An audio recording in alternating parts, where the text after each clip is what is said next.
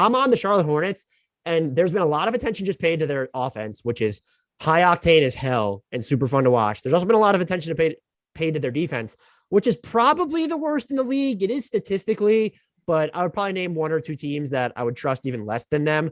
And a lot of it's on the interior. Can they upgrade at center? I just feel like so much attention's already been paid to that. I decided to focus on Miles Bridges. I think that he's sort of fallen off the look at how much this guy's improved ladder. And I've seen people citing his decline in efficiency.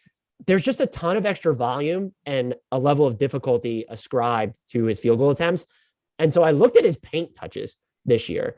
And among the 60 players with at least 100 paint touches on the season, he is second in points percentage on those paint touches, which means that he has scored 108% of points relative to his number of paint touches. The only player in front of him is Miles Turner.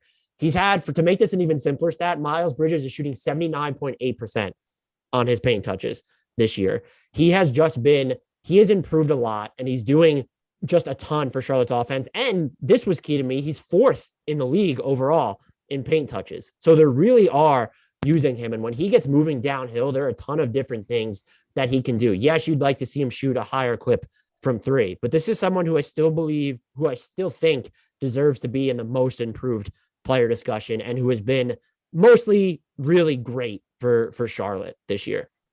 So my primary takeaway from that is that you're essentially saying that the rest of the league has miles to go before it can catch up with the two front runners in paint touches. Wow. It was sitting right there. I had to take it. Knowing your track record, I'm actually surprised that you didn't interrupt me while I was talking to relay that one. I was surprised that Miles Turner was first, by the way. I was not expecting that to be the name you came up with.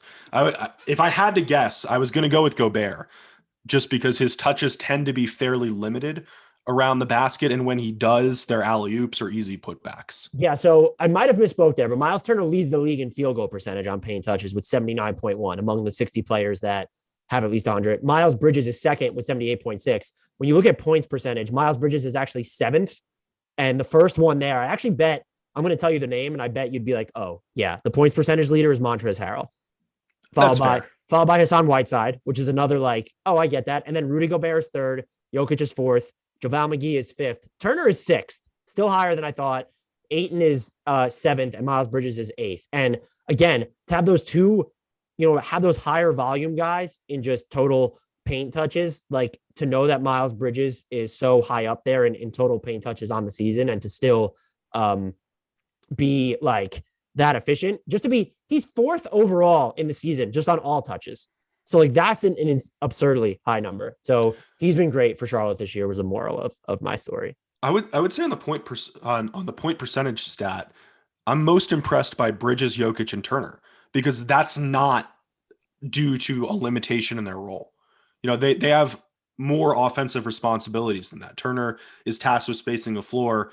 Jokic is the hub of everything Denver does on offense, and Bridges is a slasher, a high flyer, a guy who overpowers players with his athleticism, not necessarily just rolls to the basket and catches lobs. And that's not to diminish what Gobert and Whiteside and Harrell do in their roles, because obviously it's still hard to thrive within those, but there are limitations to them. And I also do think there's something to your point about Bridges still being in that MIP discussion and not necessarily getting the credit.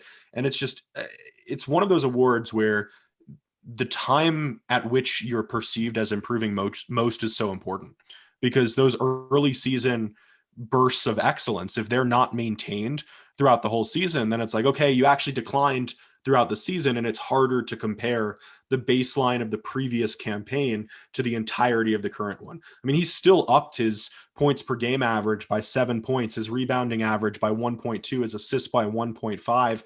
He's doing it while maintaining an impressive level of efficiency with a drastically increased role within the Charlotte offense. Year over year, his improvement is so substantial, but month over month, it's less substantial, which is an unfair knock against his candidacy.